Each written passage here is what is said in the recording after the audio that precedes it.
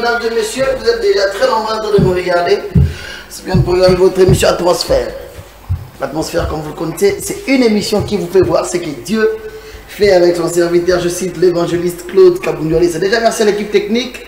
Et Mébidoé, merci à toi, à la prise de vue et au four et au moulin pour la réussite de cette émission. Merci à Papi Kelly Boaboa qui est de l'autre côté. Merci à notre réalisateur Léo Max, ingénieur Léo Max.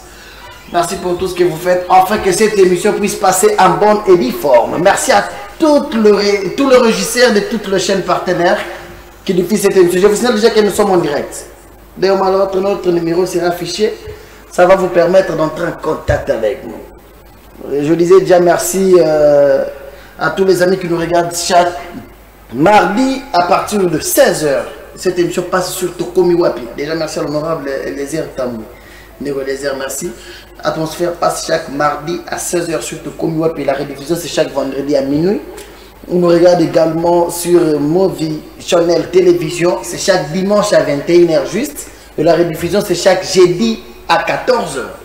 On nous regarde à Bumbashi sur Golgotha Télévision. Bumbashi sur Golgotha Télévision chaque jeudi à 9 h. Et la rediffusion c'est chaque samedi à 18 h. À Mbujimaï, on nous regarde sur la radio-télévision de Bukassai. Là c'est chaque mercredi à partir de 21 h. Merci déjà à toutes ces chaînes partenaires qui ont accepté de faire route ensemble avec nous. Vous nous regardez de partout dans le monde grâce à notre chaîne YouTube. Vous êtes depuis les États-Unis, la France, l'Italie, Belgique, Rwanda, Burundi, Bukavu, partout dans Bénin, à Togo, l'Arabie Saoudite.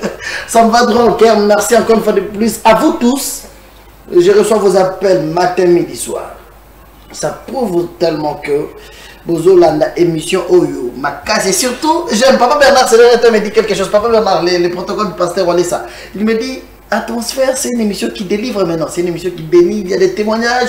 Il y a des aux yeux de délivrance. Non, non, j'ai suivi l'émission Atmosphère de Papa Gédéon. Ça me fait du bien.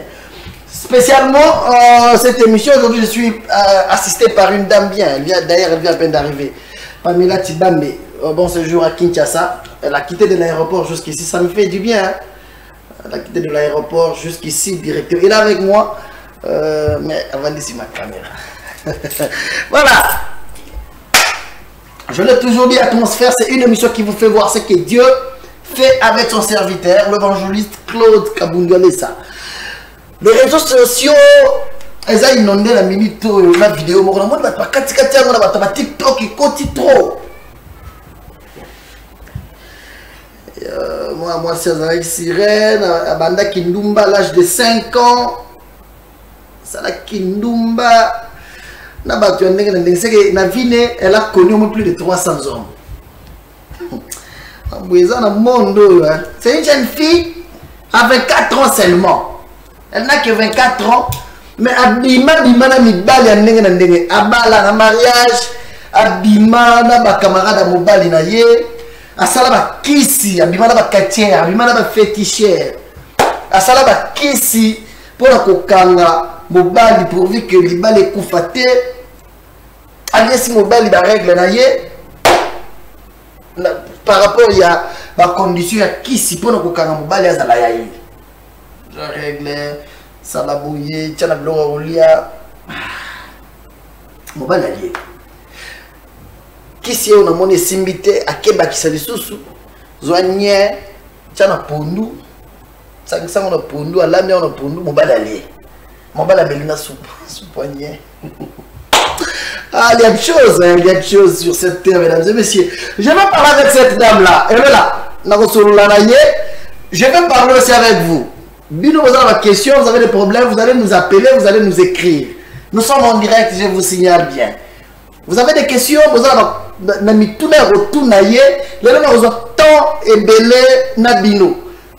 avez des questions, vous tout nier. Vous avez des messages, vous tout nier. Mais seulement, Dieu l'a délivré. Par le moyen de la télévision, Mobali Morazala Rosalane Kindumba à Bengsa na Brazzaville.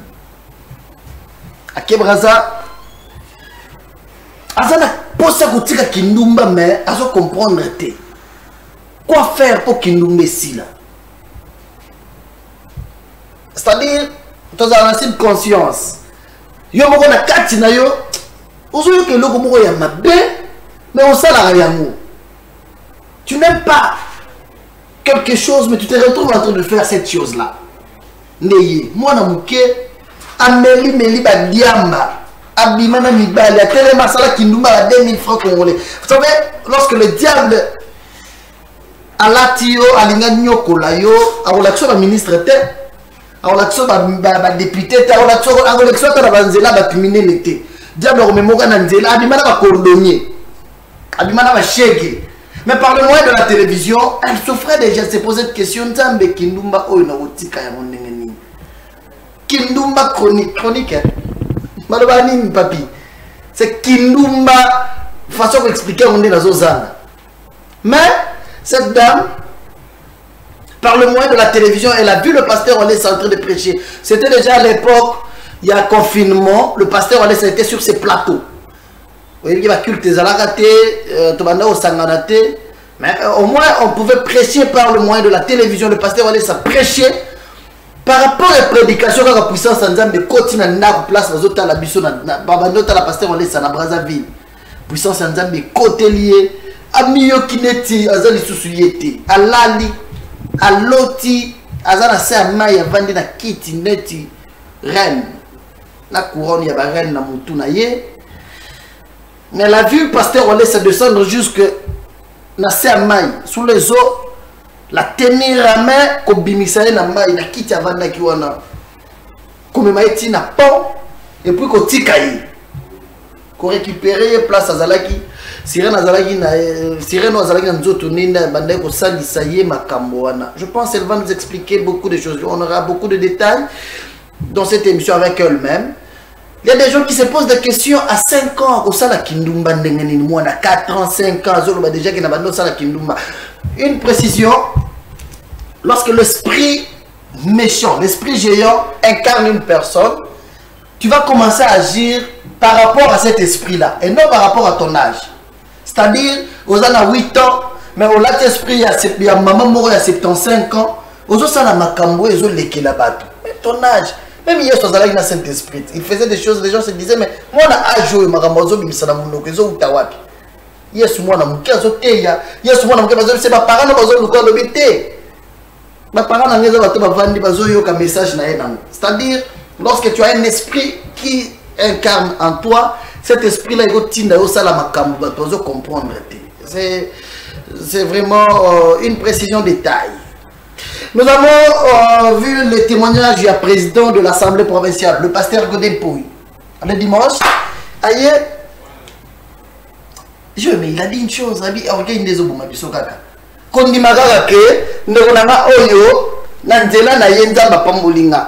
ça fait très mal de voir les gens faire ça. Il était venu témoigner la grandeur de Dieu. Il est pasteur avant Mataracher, l'église Naïe. Il était venu d'abord au centre de réveil spirituel pour dire merci à Dieu. Parce qu'il avait son frère, un coronavirus, Yamabé, au point de mourir, un oxygène, et ça lui coûtait au moins $1500 par jour. Déjà presque 2 mois, ça l'a à l'hôpital. Lui, c'est un pasteur, il prie pour les gens, mais le cas de son frère est compliqué, qui est payé. Il a prié, il a dit, mais Dieu, je dépense l'argent, je te prie, comment mon frère ne guérit pas? Dieu lui a dit, mais vois Walesa, je vous ai donné Walesa dans votre pays. Lui, c'est un pasteur, il n'a pas eu honte. Il a appelé pasteur Wallace, il a dit, j'ai mon frère qui est fortement malade. Pasteur Wallace a eu téléphone, il a dit, il a un numéro, il a gagné, à 100 000 le téléphone, 1 minute, nous avons dépassé le bon bébé à Biki. Il était venu dire merci à son frère, l'évangéliste Claude Kabundiolesa, et témoigner ce que le Dieu de Kabundiolesa a fait dans sa famille. On regarde cet élément, on se retrouve juste après.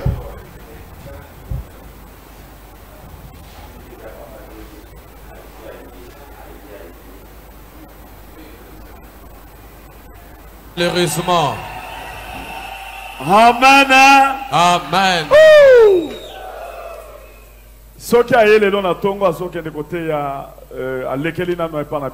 S'il est passé ici, il va prêcher quelque part, mais il passe d'abord par chez nous.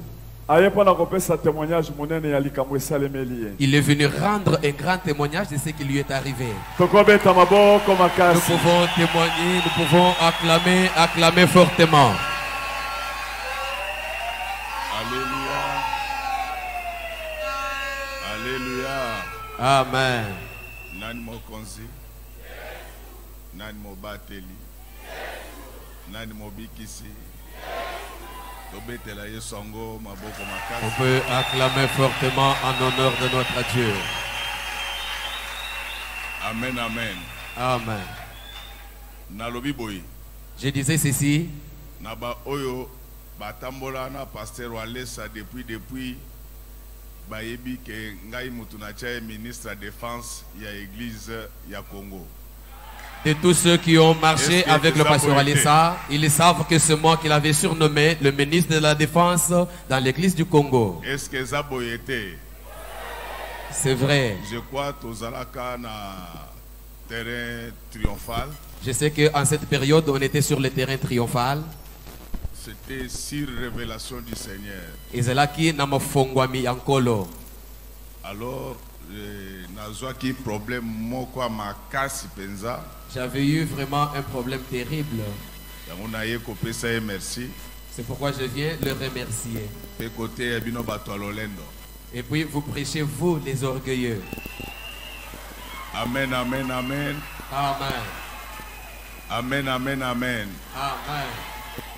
Ngana bonde la kapona batu même 17 ans après au banda obotate oboti. Moi, j'ai prié pour les gens, même si tu avais la stérilité de 17 ans, après tu peux commencer à enfanter. Namboko ezana ba mikonzi na bonde la pona ibango na ibisa bango ke yo bakonome yo bakosala boipe koma. Il y a des autorités dans ces pays à qui j'avais prêché et prié et prophétisé et cela s'était réalisé. Mais il faut qu'on respecte grâce aux Nzamba salape batu mususu. Mais on doit aussi respecter la grâce que Dieu a faite à d'autres personnes. Amen, amen. Amen.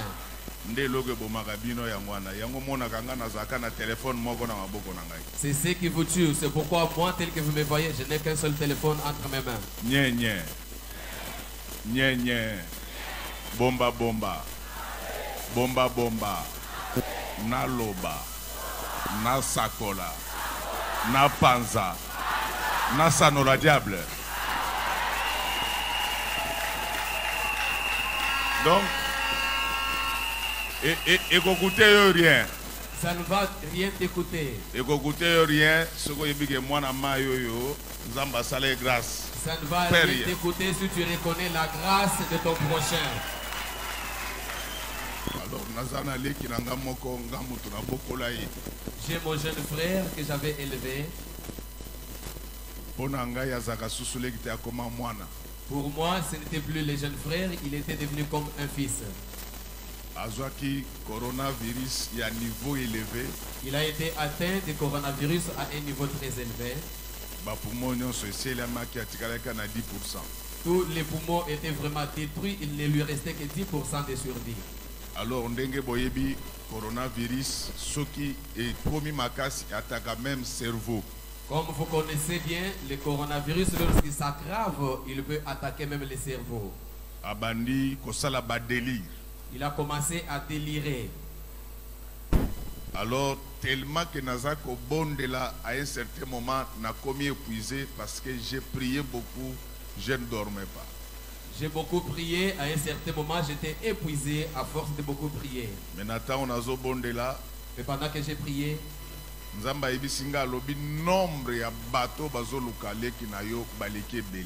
Dieu m'a révélé qu'il y a beaucoup de gens qui cherchent la mort de ton jeune frère. Oyebi ke na pesa yo moninga na yo ndeko na moko benga yebo partager ne likamboyo. Tu sais que je t'ai confié ton ami, ton frère avec qui tu dois partager cette affaire. Téléphone-lui, tu partages avec lui. Na yeko se souvenir que Nzambe nde muto ayibisa kinga ina cha ministre de défense à l'église. Et c'est comme ça que je me suis souvenu que c'est Dieu qui m'avait révélé qu'il soit le ministre de la défense dans l'église du Congo. C'est pourquoi il faut battre là bien. Raison pour laquelle vous devez bien les protéger. Soki bolingi bitumba ya Ituri na ya Goma ici là, il faut boleka pas ministre de la défense. Si vous voulez qu'il y ait la paix à Ituri et à Goma, vous devez passer par le ministre de la défense. Alors, et l'autre toucha kingai, ce qui m'avait beaucoup touché, c'est qu'on avait causé avec lui. Tellement que j'étais débordé, nayak kobenga belle-sœur nanga parce que bango bazar na Lubumbashi. Na bengi 10 minutes après na lobby, pasteur Walesa kobenga bino bondima assemble la Tellement que j'étais débordé, j'ai téléphoné à ma belle-sœur qui était à Lubumbashi. Je leur ai dit, le pasteur Wallace va vous téléphoner, décrocher, il va prier pour vous. Une minute après, il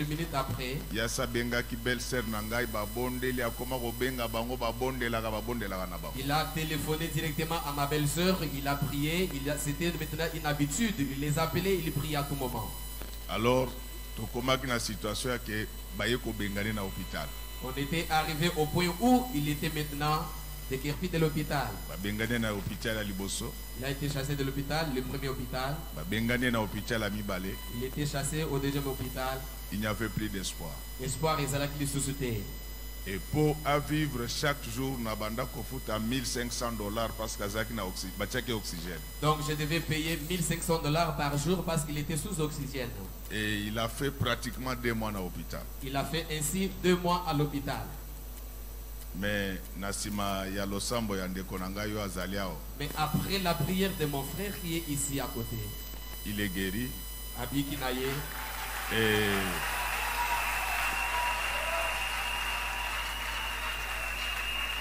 amen, amen. Amen. Alors, docteur Obabengana qui est les docteurs qui l'avaient chassé des hôpitaux, du moins on a solo l'autre avec qui j'ai causé, a comprendre que à part Bakisi, to Pesagabatu, Likolo Mutuazali. Ce docteur-là me dit que j'ai compris qu'à part les traitements que nous donnons au ciel, ici il y a quelqu'un. Alléluia. Amen. C'est-à-dire que tant que $1500 par jour, c'est-à-dire que lorsque j'ai payé $1500 par jour, souci na bango ezaki pour nakatana bongo lobake bazanga kimbongo. Leur souci était que je puisse arriver au bout des pays qu'ils disent. En tout cas, ils ont manqué les moyens. Je voulais beau retenir. Il faut retenir ceci. Dieu existe. L'homme qui est devant vous ici est son serviteur. Alors, je vais juste vous demander de bien les protéger. Si vous ne les protégez pas bien, les jours où je deviendrai premier ministre dans ces pays, j'irai l'installer en Australie. Est-ce que nous pouvons acclamer fortement pour Dieu? Est-ce que on peut acclamer fortement en honneur de notre Dieu? Parce que je sais une chose. Si c'était quelqu'un d'autre, vous alliez dire que non, ils se sont entendus, ce sont des montages. Mais vous me connaissez bien. Quand vous fixez seulement, quand vous regardez mon visage, je peux être quelqu'un de montage. Merci beaucoup, homme de Dieu. Vous êtes ministre de la Défense. Tu étais le ministre de la Défense. Maintenant, la commission, le maréchal de l'évangile au Congo. Maintenant, tu es devenu le maréchal de l'évangile au Congo. Amen. Amen. Nous pouvons lever les mains pour prier pour l'homme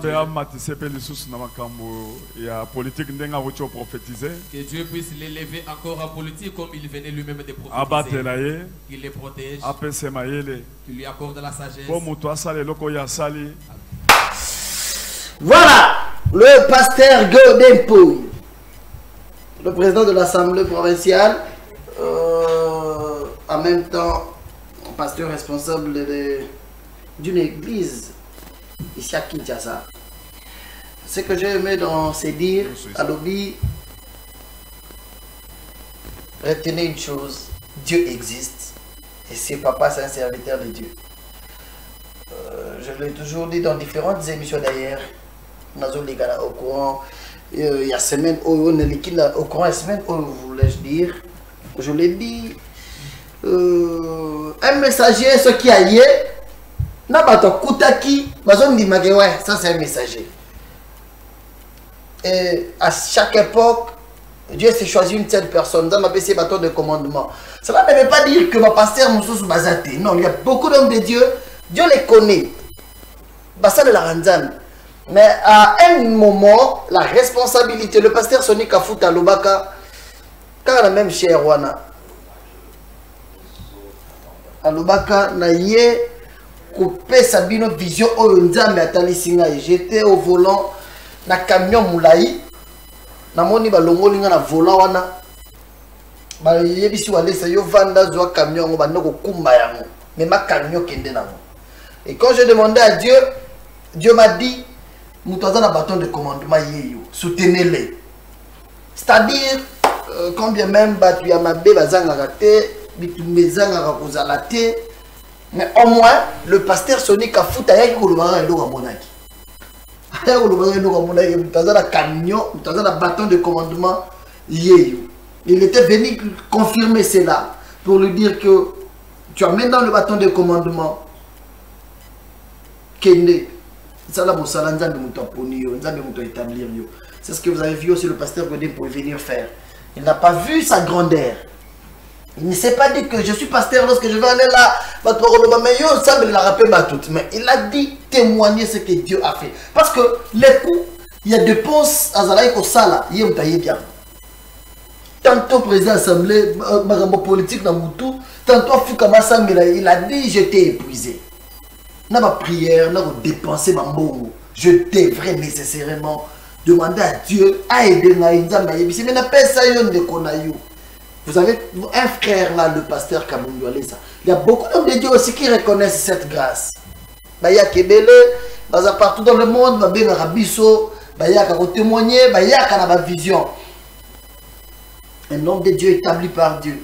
Il doit y avoir de telles confirmations, de tels messages qui viennent de gauche à droite. C'est un peu ça. Salutations à moi Yvette, c'est ma maman Albumbashi. Maman, je devrais venir, je devrais déjà être Albumbashi aujourd'hui, mais... on va changer. Je viens, c'est moi je viens. Hein, moi Yvette, hein, Minakouya. Je devrais être Albumbashi aujourd'hui. Mais on va changer. Je viens. Mesdames et messieurs, on poursuit comme ça avec cette émission. Je vous avais déjà dit, nous sommes dans le monde entier. Nous sommes dans un pays où les gens prient beaucoup.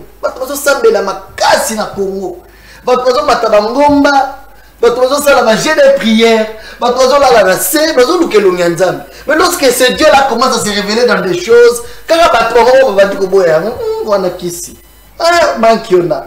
Lokuta, montage, mais vous priez quel Dieu? Je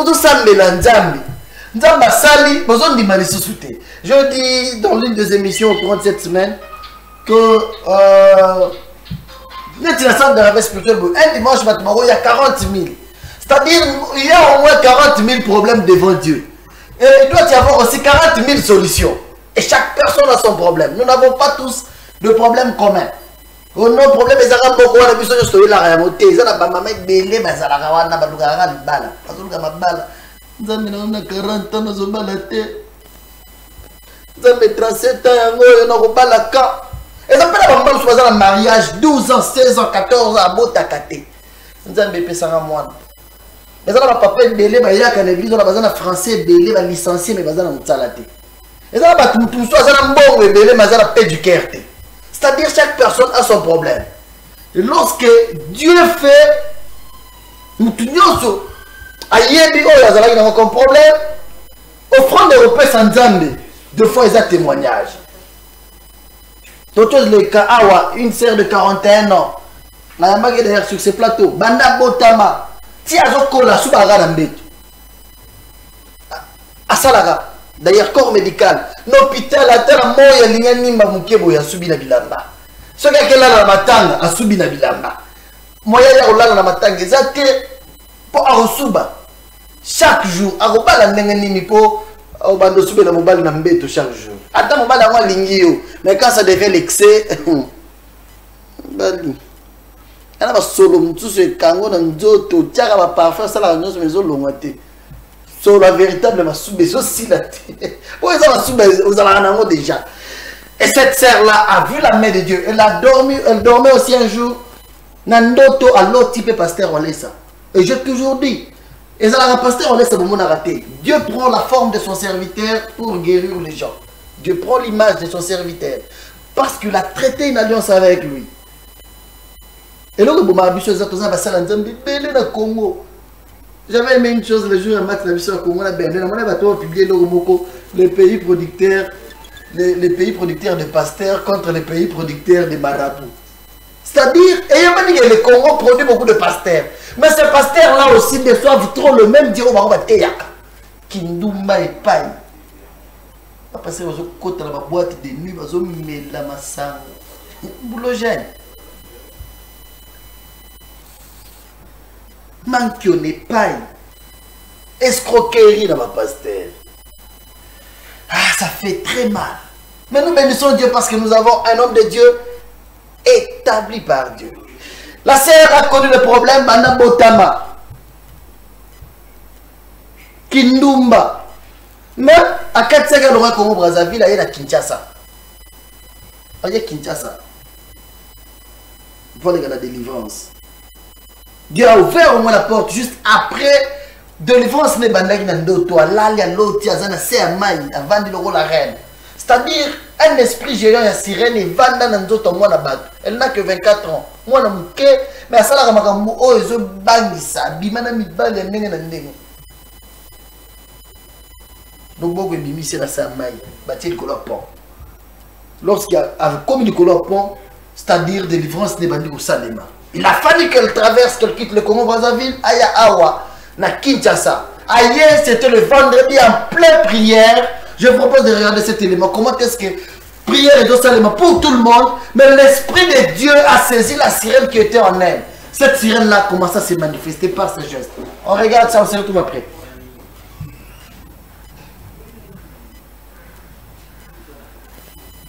Voilà, je disais, on peut regarder cet élément-là le vendredi, lors de la délivrance, pendant le culte, la prière, esprit en et saisir sirène avant les 4 d'autres Serge Oyo, à Outaki Brazzaville, à la délivrance. Voilà ce qui s'était passé. On se retrouve après.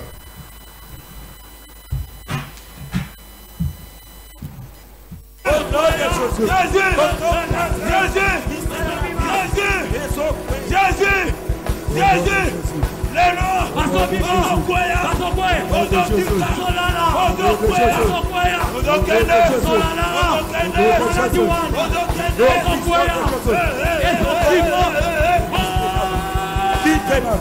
on va nous sauter, mon gang à victoire. On sauter, mon gang à victoire. Kosabalongi. Kosalibalongi. Kosabalongi. Tu es victorieux. Victoire. Victoire. Victoire. Jésus. Salaboye. Élève tes deux mains. La kisa Kinshasa mobimba. Montre à tout Kinshasa. Loba lisusu. Banda koyebisa bango oya kotelema. Ala kisamakasi na eli boso ensemble no ya zawapi. Yo wano telemi déjà. Qu'il demande que sa force devant Dieu où est-il? Tu es la vainqueur. Nana kotelema lisusu. Nana koloba lisusu. Victoire. Nana kotelema lisusu. Victoire na yango. Victoire na yango. Bokwei. Nani lisusu. Bokwei. Nani lisusu. Bokwei. Nani lisusu. Nana koloba lisusu. Nana koloba lisusu. Yozana le Dieu puissant. Yozana vaincu. Victoire na yango. Victoire avec Jésus. Je suis puissant. Zalakimia Tchakaboy. Garde silence, lève sous le des doigts. Alléluia. Tchakaboy. Lève seulement tes deux doigts en signe de victoire. Et où dit et pas zombie bakoko. Bakoko ba zombie. Bopi misi biso na nzoto na biso. Tolandi yepo azana étoile makasi. Wapi wale sana bimisi manzaka. Manzaka yana powaye. Iya wane sayo. Wapi ya. Yakawa. Yakawa. Yakato bundana yo. Yakawa na sa.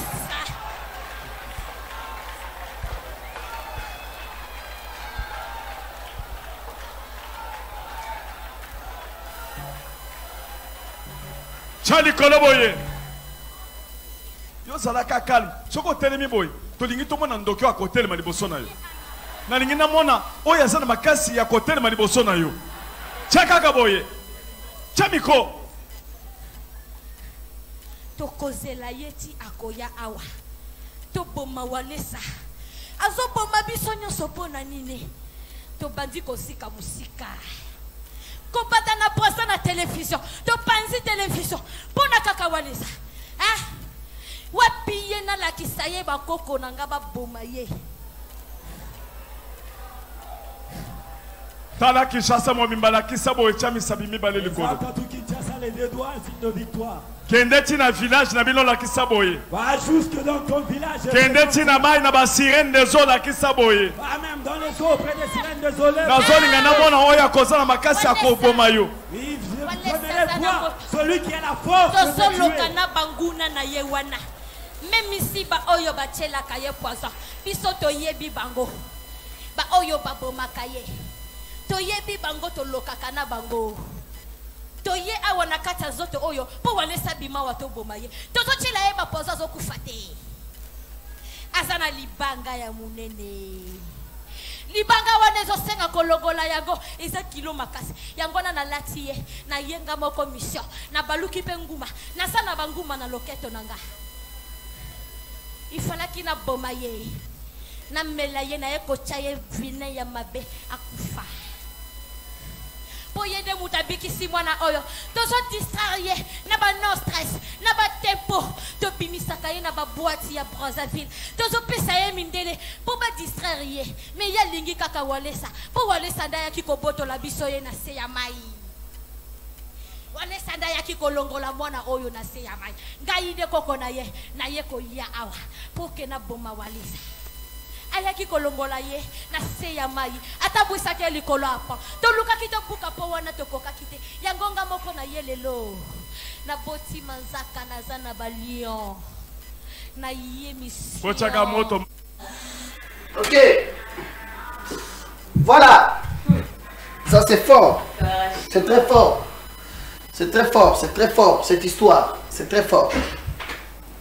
Cette jeune fille a souffert. Elle a subi des choses impossibles. Par moments, ça ne demande pas de regarder ça. Parce que, vu l'âge de l'enfant et la manifestation des esprits du diable dans son corps, la manifestation de ces esprits-là, et ça les m'a mobilisé. Mais je suis sur le plateau. Courage, Fouezonga. Viens. Yaka, elle est ici, je vais parler avec elle. Maman, Zéla, Mbote. Mbote, vous allez bien? T'as la caméra. Aimé, Azok m'a bien dit. Bah, toi, tu l'as bien. Il y a au télé, ma boue, plutôt sur la bien. Comment on a dit? Comment on a Serre Alpha? Serre Alpha. Alpha, Nani? Kabouanga Moussouamba. Alpha, Kabouanga Moussouamba. Parce que tu as la Wanezayo. Vous avez prêté au sol, et puis vous avez bisopé. Ça va poser la question, répondre. Ok. Enfin.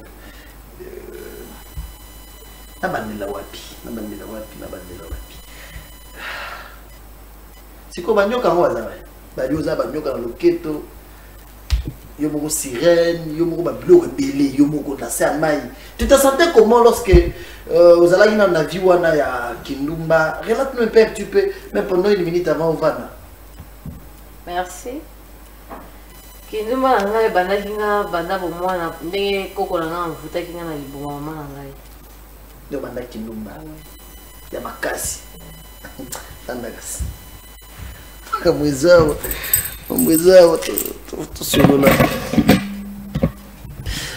Voilà, encore une fois de plus, mes salutations à tous ceux qui nous regardent depuis le Congo-Brazzaville. Mama Chono Marie, Nzambapa Molabino, Bandeunion sur Congo-Brazzaville, je vous aime beaucoup. Vous êtes à la bisou depuis ces coins-là. Je sais, le programme échangé était juste après notre retour de Lubumbashi. Je serai de ce côté-là. Congo-Brazzaville, je suis de cœur avec vous. Je parle avec cette sœur. Sœur Alpha. Vous voyez que témoignage n'a eu ça là. Ils ont bagné ça m'a cassé. Vous avez Lélo n'a pas 24 ans. 24 ans. Bato bazota la biso.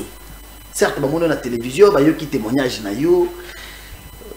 On a une église. Na moni na réseaux sociaux zo circuler ma kasi. Au lieu ça mbalinien, c'était quoi? Ouais, zaki envoûtement ya esprit ya sirène, ouais zaki katina ngande bando commander que na ça va bloquer bon.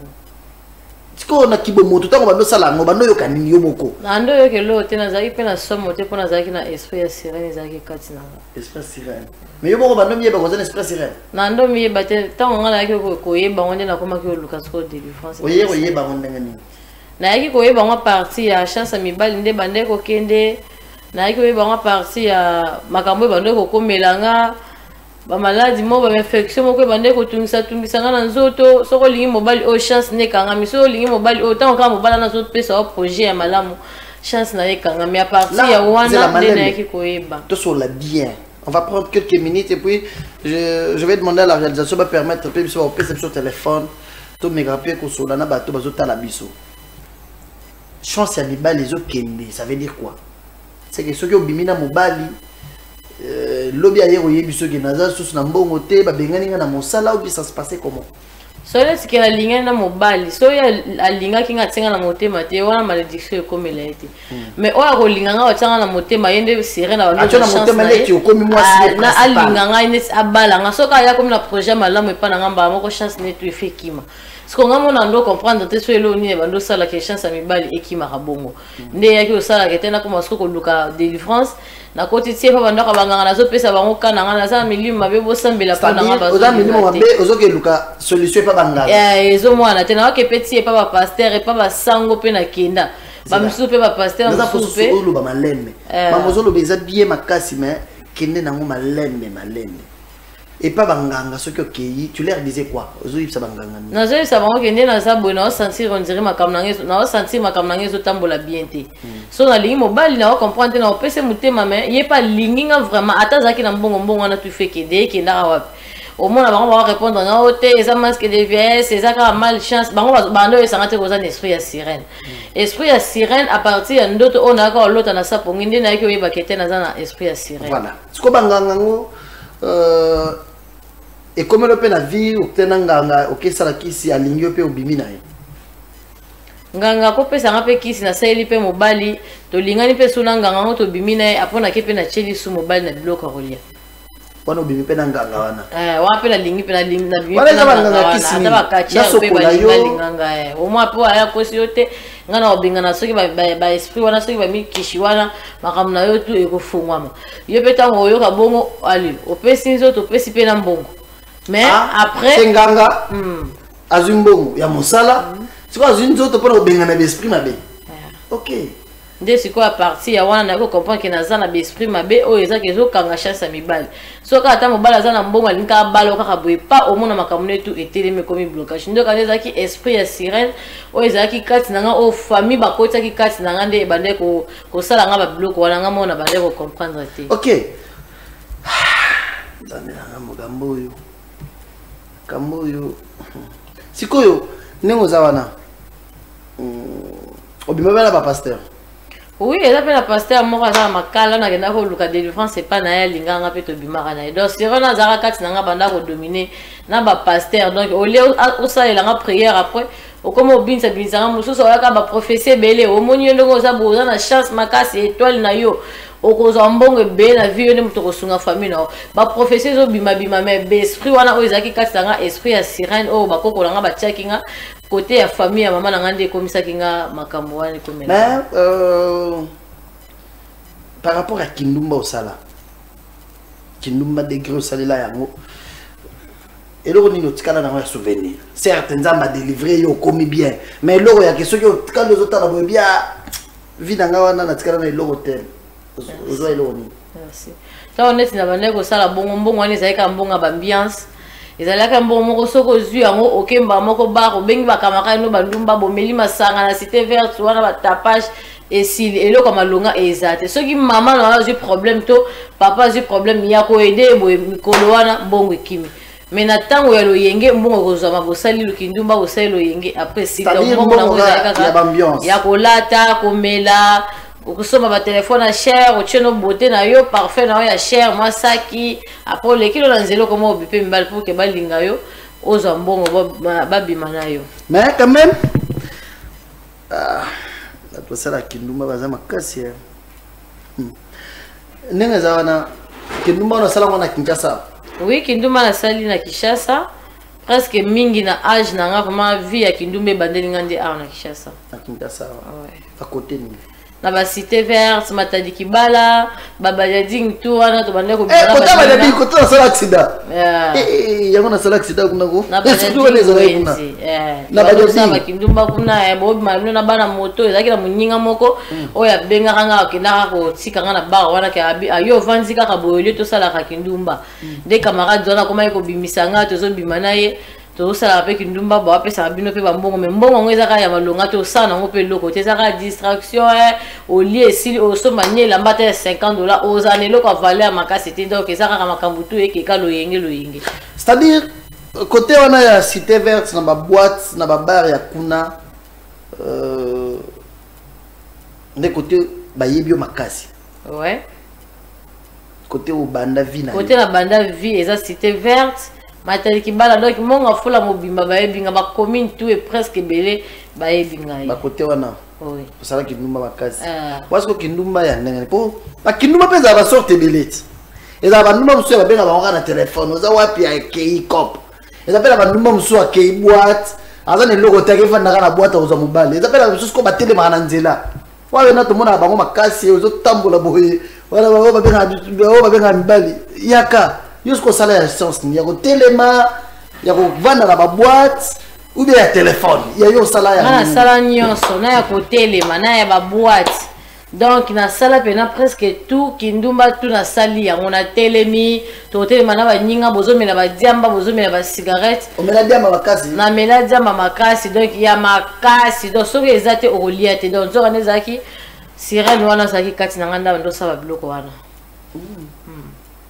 ne va kindumba hotel maneza ya combien bano sala ya combien musubi ozaka mbongo mozo no peka mbongo malonga te atozi 5000 francs 5000 francs atozi 10000 owelika ma bodi pantalon no ozo 500 non je vais savoir 10000 wana ya kobima na mobali moko ou bien okanisi ata moko pe akope se pe 10000 francs c'est pas 5000 francs c'est pas akope so mbongo wana na ka ya loyenge osala na ngwe lokote donc ezaka olati osomima eloko ya bien otiela nzoto esi mais parent ntango aza na difficulté ata azosengonde nini na ntana omona mbongo baparent na yo ntango ozosala kindumba na bazalaka na Kinshasa bazalaki mpe bazoyeba makambo nga na ndosala te se bayebi yango awa okomi koleka na télévision oui bazomona baolanda déjà bayebaki déjà ke nazala nanga mobulu loyenge makambo mabe so osakali na ya kobeta yo bayebanga vraiment te ke naza vraiment ndumba ya tu veux pleurer kolela te obebisa émission te naolela te nazolinga olela obebisa émission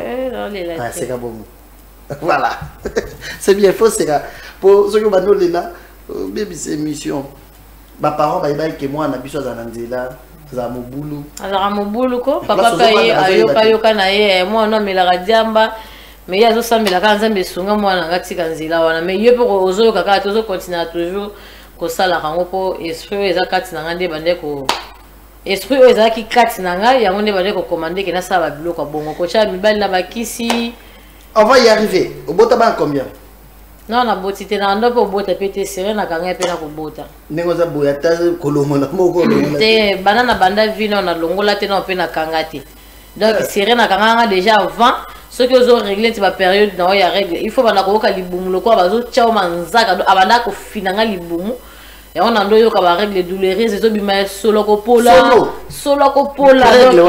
règle on ozo kongo solo ko pola donc a bebisa ki pena kata sangani na ba mama kulutu kasi ye ado yoka na mama kulutu na biso oyo azaka kaleso na ngakiti na ona samba ouais yo moko to koma na ndingo yo za délivrance mamibima na délivrance parce que yo moko tamo zo yoka ozana ba règle na yo douloureuse et puis solo obanda ko kima batu bien bando vandaka na batu na basolo wana na ndo vana batu mais bango bayoka solo wana te solo wana eza na ka ya règle mais ezobima en plein air te eza yo moko nde mutu okoyoka ngo mais mutu mosusu akoyoka ngo te donc so mutu azoyoka wana ekomi sali te.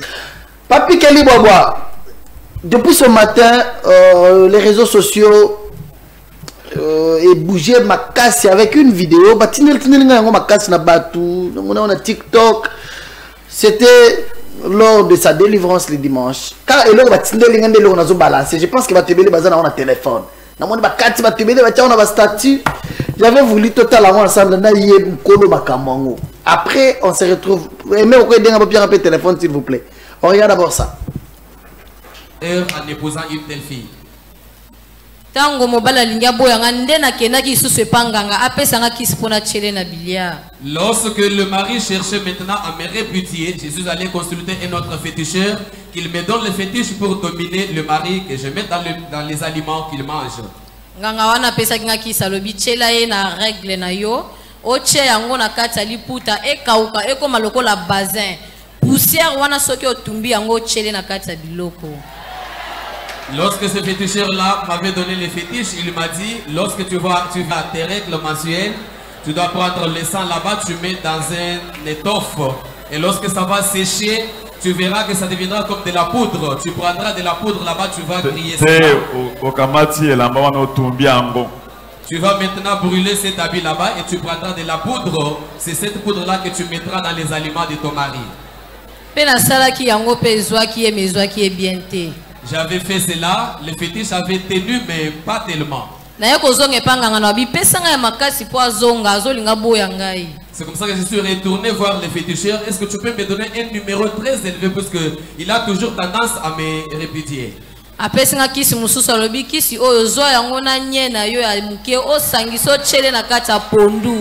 Alors il m'a donné un autre fétiche, il m'a dit tu dois mélanger ça avec un peu de caca, ton caca que tu vas faire, tu mélanges, maintenant tu mets maintenant dans le protocole.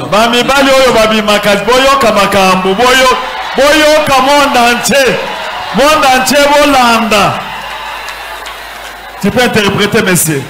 En tout cas, vous les hommes qui suivez les femmes dehors, suivez très bien ce témoignage, c'est édifiant et ça va vous donner des leçons. Vous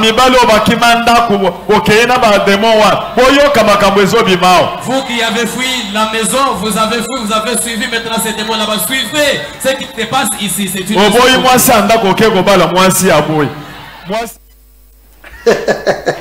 c'est que j'ai aimé, et ma papa va se présenter. Ma papa va lire ici. Et même papi Kelly Boboa, bonjour c'est la gueule pardon. Papa Belé, aujourd'hui moi c'est le au moins c'est chéri, tu prépares quoi? Je viens manger aux Ogelianes. T'as des Ogelianes à règle. Et Belé c'est quoi? Waouh. Je pense après regarder encore cet élément là. Hein? Papa et mon papa. Au ligne moi c'est le oh chéri, chez toi c'est où? On l'a mis la ami. Est-ce que vous avez bien? Est-ce que vous avez bien? Papa, tu as un logo, on a tu vas maintenant brûler cet habit là-bas et tu prendras de la poudre. C'est cette poudre-là que tu mettras dans les aliments de ton mari. J'avais fait cela, le fétiche avait tenu, mais pas tellement. C'est comme ça que je suis retourné voir le féticheur. Est-ce que tu peux me donner un numéro très élevé parce qu'il a toujours tendance à me répudier.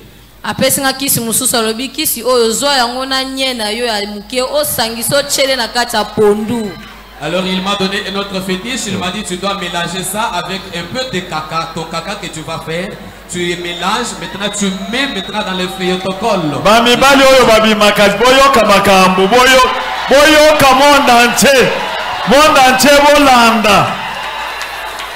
Tu peux interpréter, monsieur.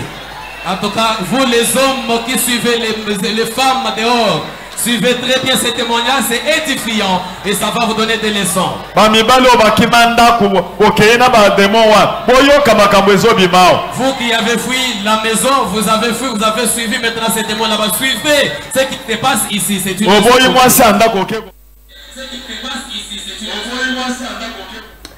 Ah oui, ah oui, ah oui. Ça fait mal. Ça fait mal. Et au moins, comment est-ce que le diable a utilisé cette jeune fille? Le diable a juste utilisé sa beauté pour nuire aussi la vie de beaucoup de gens.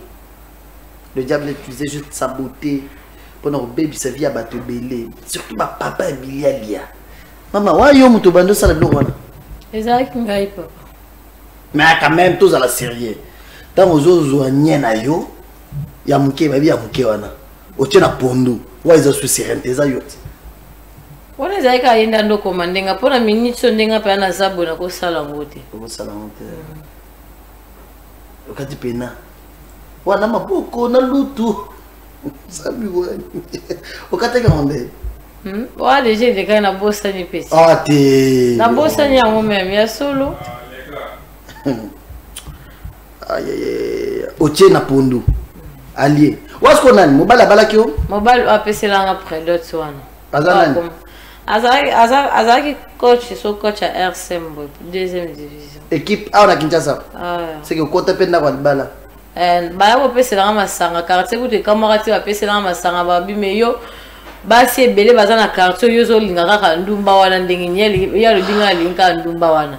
Donc aux autres chance à ma balle même à Kamboza tout bloqué. Je vais prendre quelques appels, il y a déjà beaucoup de messages. Beaucoup benganga siko hein. Je vais prendre même quelques appels. N'attendez pas quelques messages. Vous avez une question, une préoccupation, question autour nae, au bengingaï, to solo, l'histoire to komelinga. J'ai déjà beaucoup de messages, je ne sais pas par où commencer. Mais sinon, on a reçu quelques appels. Hein? Au bengingaï, soit pour komelinga. Je vais lire le message. En entendant, notre sœur est en train de nous expliquer. Alpha, sœur Alpha. Tu regrettes tout ce que tu as fait dans ta vie? Oui, na comment regretter on pona ni na bando sala biloko wana ezaki ngaite donc ezaki esprit ezaki kati na rande bando sala ke na sala makambo wana. Explique-nous comment alors tu as connu le pasteur Alessa. On entretient dia bande bezo benga. Allô, bonsoir. Waouh. Les partis. Bonsoir Généon, j'aime vraiment cette émission, que Dieu pardonne cette fille là. Maman Judith Kabouika depuis Selembao. Merci beaucoup maman. Bonsoir, il y a un appel. Bonsoir, allô? Allô? Allô, allô, bonsoir.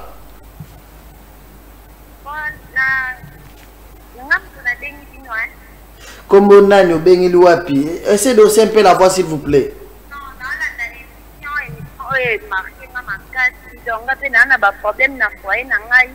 Donc, na olanda makambo mobile na nga linga mosi libanda mosi wana linga libanda so na ebise pelo basemeki na ba bi balambela eda biloko babisa ya ya balobi na ngai na sala makasi na losambo nzambe akobimisa mobile na nga biloko na lia kindeki ne bokota papa ekalinga pasi.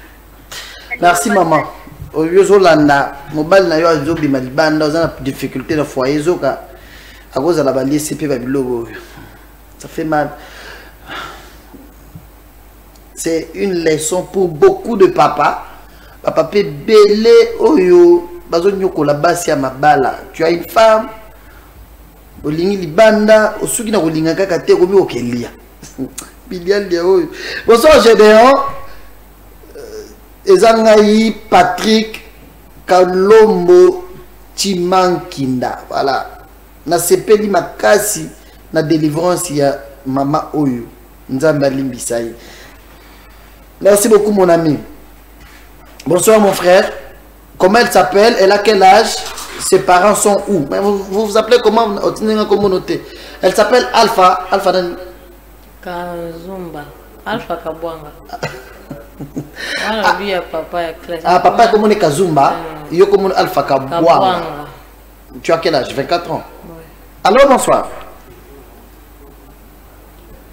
Allô? Waouh, peut-être c'est un problème des réseaux. Il y a beaucoup d'appels au même moment. Appel des autres côté à côté belé. On va l'idée. Bonsoir Gédéon. Waouh, on nous appelle encore. Bonsoir, allô. Allô, bonsoir. Bonsoir maman. Kombo nani obengeli wapi? Kombo Faïda. Kombo nanga Faïda na bengi na Gombe. Merci Faïda na Gombe Olobini. Bon, si wana yebisa atake le prince basa a délivré a moi si on Hollanda ye nzamba ko PTP mobali ya bien, libala bien, alanda ka nzela nzambe. Merci. Merci beaucoup. Merci pour le conseil. Regarde Lobi. Ndenge ba délivrer déjà tabula na obanga nzambe ovanda bien, nzamba ko peso libala ya bien. Sombala ele lo ndi mati. OK. Obala ya. Comme na posa non. Non, bala kaka. Allô, bonsoir. Allô? Bonsoir, papa. Bonsoir, papa. Comment on a le bengeli wapi? La bengeli na Njili. Nga commune na Kajamu. Au bengeli wapi? La commune na Njili. La commune na Njili, Olobini. Nazo tuna sir na Alpha Kazumba. Ah. So tu mubalo abela kilibo mwana so ja yo tibia. Merci, elle va te répondre. Allô? Babi, comme ça, je suis sur le boma. Azawad. Bon, normalement, comme liboma, tu m'as moutou na ende bouja. Nanine. Na yepe wa muibi na yepa zaidi na milioni na ngai nga pakola kisipo ke ebenda eto zongala. Okangena kisi. Mais ndena landeli babi ye moko pe azape na ye azape na kindoki na ye. Azaye muibi. Muibi déjà linganga mo amuki azala déjà. Allô? Oui, bonsoir. Bonsoir. Comment on a le bengeli wapi? Mama wana ndai na mengo na kunya Gombe. Ouais. Mengo na Gombe. Na Gombe Olobini. Kasi okumana ila tele ya mama na basuka zote wana. Ela tele na ye? Tuki wana zote wana isina note. Tuki wana isina note. Merci beaucoup. Bah c'est quelle la sirène les anneaux hein? Ah ok, faut Hollande. Voilà, merci beaucoup, merci. Je ferai que nous avons 1 minute ou 30 secondes pour passer belé. Il nous reste peut-être moins de 10 minutes ou 10 minutes pour nous éviter. Allô? Ah, Rolongola. Voilà, allô, bonsoir. Allô, bonsoir. Allô? Maman, bonsoir. Comment on a le bengeli wapi? Bonsoir. Bonsoir. Merci, maman Lobini.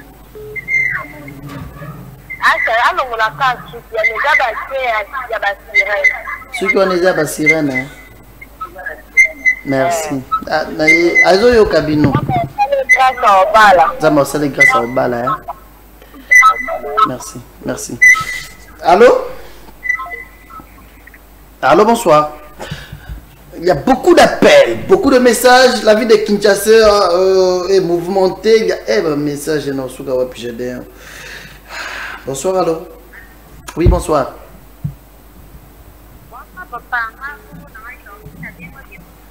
Naomi Obengeli wapi? Na Selemba Olobini. Et ça le passe, hein?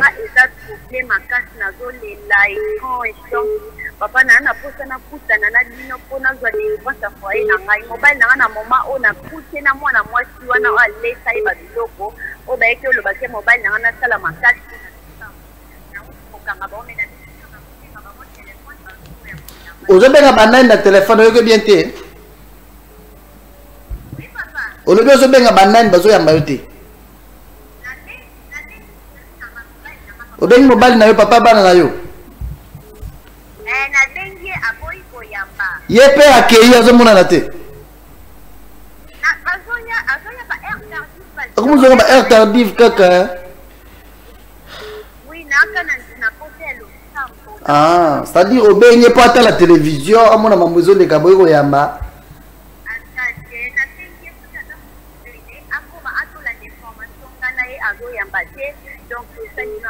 merci Zéla topé ces messages Zéla.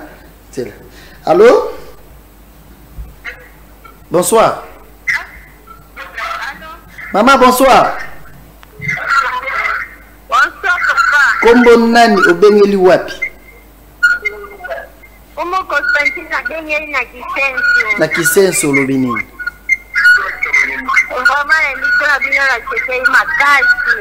Merci.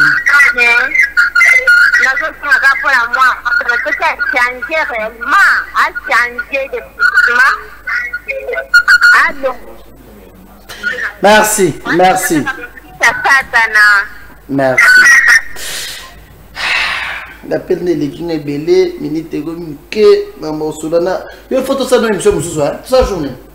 Quel jour, lundi? Lundi, on a émission lundi, mercredi, samedi. Je pense qu'elle a un mot clôturé, dans mon cas, parce que l'émission, oh, il est à la chaîne, moi, je vais déborder dans l'émission, mais dans la chaîne, il faut tout respecter le temps. Et on est à Tokomi Wapi, l'objet on est à Movie Channel Télévision, et on est à Bumbashi, et on est à Mbujimai, photo kata. Allô? Je prends juste 5 derniers appels. Voilà, on me fait déjà derrière qui est coquille. Nous avons 5 derniers appels. Si nous aurons 5 derniers appels, et plutôt clôturer. Alpha Skosuki. Yo, même yo, dans le salon. Merci pour la question. Marambo ya Suki, likambota les Suki, eza vraiment esprit eza kati nangate. Pour Suki on est la table, eza première fois la salle Suki au télé la salle. Na kwa la sona sirène, sona dans la sirène. Na ovanda télé bossa bato pour natala batala na télévision. Donc inde na zabo na zana esprit mususu te kati nangake ono. Ata moninga na lati nanga Jeep nanga mokuse na lati tala. On est ni mokuse lisusu atayo. Bon, en fait, ce que Oezaki déjà 4 nanga et si et bimi. Donc, ils ont sur la puissance de merci, maman. Tu sais, lorsqu'on devient une nouvelle créature, tout change. L'accoutrement, la façon de parler, les comportements, tout change lorsqu'on a l'esprit de Dieu. Ça ne coûte rien. Ce qui est au tigma, Mikolo Tigi Kola, Tiglo Mikousé. C'était aujourd'hui, hein. Parce que nous l'émission na tokomi wapi na bimbo na moni na mais maman papa na moni tu la te soutient. Mais c'est que babilo ko envoûter sous bateau ça la monter. Hein? Je prends 5 derniers appels. Bonsoir allô. Allô? Allô? Oui, allô, bonsoir. Bonsoir. Kombo nani bengeli wapi? Na bengi na Mbinza na Maître H. Maître Ai na Mbinza. Olobini. Merci Maître H.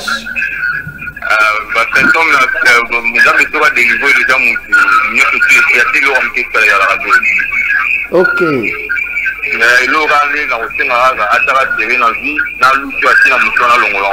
Alors la race qui est hein?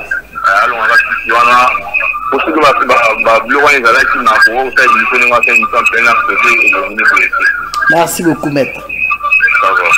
Voilà.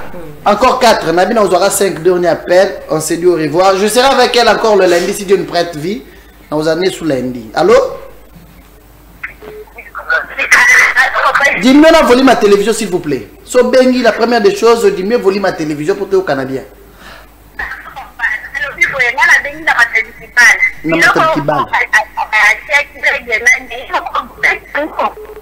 Mobile a la règle à Salnini. Elle est partie. Question. Ah. Allô? Message. Je prends 2 derniers appels. Bonsoir, allô? Allô? Allô? Oui, Papa Mbote. Comment on a le Bengeli Wapi? Pardon? Olobini ndeko nanga.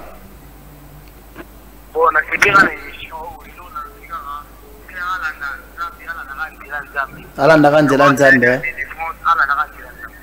Merci. Allô? Voilà. Alpha. Oui. Maman Solano est belé. Comme tu es encore là, je pense. Lundi, non, il y en a bon, ça dans nos côtés à Makamo et à ceux qui n'est pas là. Oh, bon, c'est sous. Tu es là, il y en a faire comprendre. Bango. Allô? Oui, allô? Maman, bonsoir. Papa,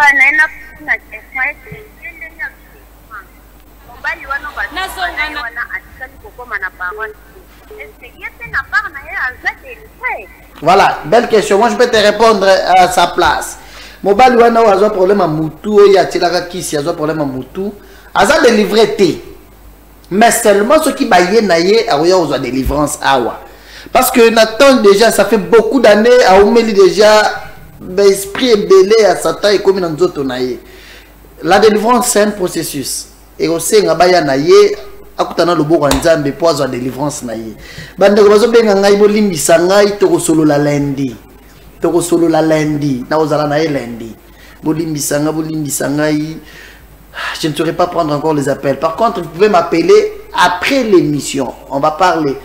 Alpha, donnez un message au lobby pour la pourquoi les lots. Bah, jeune fille, bah, zotala. Yo, ka ba maman. Bah, comment benga ba mibal na bango. Oza wa pila même à TV ma mbosale. Yo, ozo na nanda kuna 2h du matin. Yo, ozo linga libanda. Yo, ka fiyo aller sa bino bilo kaza kuna. Ozo lo bani. Nazo, merci papa pour la question. Nazo, pesa ka message pour la fille. Na yo qui vient de Bolobi que na changé habillement, na changé souki, bien sûr na ko changer parce que si naza déjà délivré. Nazo bengande ba ninga nyonso ya matadiki bala ya cité verte. Bana cité pumbu bandumba nyonso to bana kozana bango na monde des ténèbres wana. Na osenga bino boya koluka elonga nzambe bo sika vi wana parce que soko kofi na vi wana ozavi internet molimo na yo nyoka mokeli felo. Yaka et pas pasteur Claude Kabundu Alessa alongola yo eza kati no po esprit ya sirène et boya ka ba pasteur ebele et boya ka ba pasteur parce que nga moko nazaki na mvutima wana tant nazalaki na esprit wana na bande ko dominer ba pasteur nga nazo comprendre te le côté mais o ezaki kati na nga au moins dominer pasteur peut te bimina mais avec pasteur Claude Kabundu Alessa milimo nyonso ezinzi. Donc na sirène nazo sentir pena ke nazanga moko poto nazalaki na milimo wana na bande ko sentir pena nzoto eza kilo ozo sala makambo ndire bazo chayo misu quelque part mais na minute oyo banda vraiment nazaki délivrance même comportement nanga échanger makambo mususu o wana pipine bolobi nga pe na yoki ezo changer malembe o suki boete na koyoka nanga na changer po bino nde bozo loba pour lundi vous allez la lundi quand même ozwa bapel ya batozo féliciter. OK. Merci, on se tient debout. Merci, quand même merci pour ce courage. Merci. Moi je sais que ta façon de lui dire merci. Offrande aux OP Sanzan les a témoigné grandeur na na miso Batuboui. Et on a un peu dans le bac sur les autres la télévision pour que na min la qui se longi nanga ezate ki ote pour na la qui so ki ndeko na sala succès te eza pour ko pesa ba message na ba ninga o batikala na vie wana ba ya ko lukelo nyanza ce que ezo bangisa ba et loko ezate ezo rabo loba eza na ka modèle donc bino ba o batikali boza na vie wana o ya ko linga mibali ya ko koisaka mibali ozo garda ngo yo so mona malchance ezo komela mobali mozo garder yaka. Et pas pasteur wale sa fongola motema asa lelo délivrance akolongolo na misisa nzoto na yo etika la kimi a changer makila ndenge ngape ba changer makila na commissaire Alpha Walesa. Merci, je pense le lundi to kota l'épisode musus koto yo toyeba kota vi wana ndengeni e bandara ndengeni et puis na ba mambo grave oyo moko sala oyo les lozo regretter. Le grand rendez-vous c'est pour le lundi. Mes salutations à tous qui nous ont regardé. Papa François Kabamba, le directeur de Orange depuis le Bumbashi. Merci, grâce à lui cette émission est bien suivie à Mboujima. Que Dieu vous bénisse. Michel Moukéni depuis Kenya West. C'est là on peut se parler. Merci papa. Aza chaud. Maman la pesi maman je disais ba wale ça va voter belé d'ici Kazali la pesi pasteur na Claude Kabundu ale ça voter vraiment nazolinga kozanga sabinote na émission nyonso nazolinga ke na loba kaka kombo na bino ezo sala nga lisusu bien donc ezo changer nga lisusu comportement donc la pesi maman tete moula ngambote d'ici Kazali Zamba Claude Kabundu ale ça abaté. Voilà, je disais merci à tous qui nous regardent depuis le Bumbashi. Michel Moukéni depuis Kenya West. Salut à toi. Chef de terre, là, pas bien là. Le gars qui connaît que soit venu à Pamsté. Elle est ici avec moi. Voilà. Merci à Judith Congolo depuis la Suisse. Cheval Blanc. Salut à toi. Je pense également à mon Bibitota. Jean-Marie depuis Mboujimai. Merci également à Maman Perpétue depuis Londres. Maman Hermine, la France. maman Monique Botelé en France, et surtout moi, ma mère. J'ai beaucoup de mamans qui m'aiment partout dans le monde. Je vous aime. Depuis les États-Unis, maman Kapia Kaiwa, au Canada, maman Esther Bitota. Vous êtes nombreuses, mes mamans. Je vous aime beaucoup. Vous êtes ici. Merci à l'évangéliste Claude Kabundalesa pour la confiance. Merci pour la confiance. Merci à mon ami Didier Kaniki, le ballon d'or. Salut à toi, mon ami Jean-Paul Mboma. Il est bon. Vous êtes très nombreux. Juste un mot tout fait. Général du ciel. Cette émission, vous pouvez nous suivre en rediffusion déjà à minuit. Autant la mission à minuit aujourd'hui. En rediffusion, merci à Aimé Bigoya qui a été au fond au moulin pour la réussite de cette émission. Merci à Papi Kelly Boaboa, de l'autre côté de Belle Vitré. Merci encore une fois de plus à mon ami Marcus Kapiamba, Léon Max. Grâce à vous, cette émission Bazota la mission partout dans le monde. Je vous aime. Évangéliste Walesa Claude Kabundi. Merci pour la confiance. C'est dimanche, nous avons des cultes. 7h30 le premier culte jusqu'à 10h30 et puis 11h30 jusqu'à 14h le deuxième culte. Dieu sera au rendez-vous. Moi je vous aime. Notre numéro est opérationnel chaque fois. On se retrouve très prochainement. Bye, merci. Okay.